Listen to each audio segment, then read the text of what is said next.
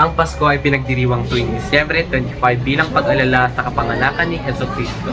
Ito ay isang panahon ng kagalakan at pagmamahal para sa mga Kristiyano sa buong mundo. Ang Pasko ay pinagdiriwang upang alalahanin ang pagdating ni Jesus bilang tagapagligtas ng sangkatauhan.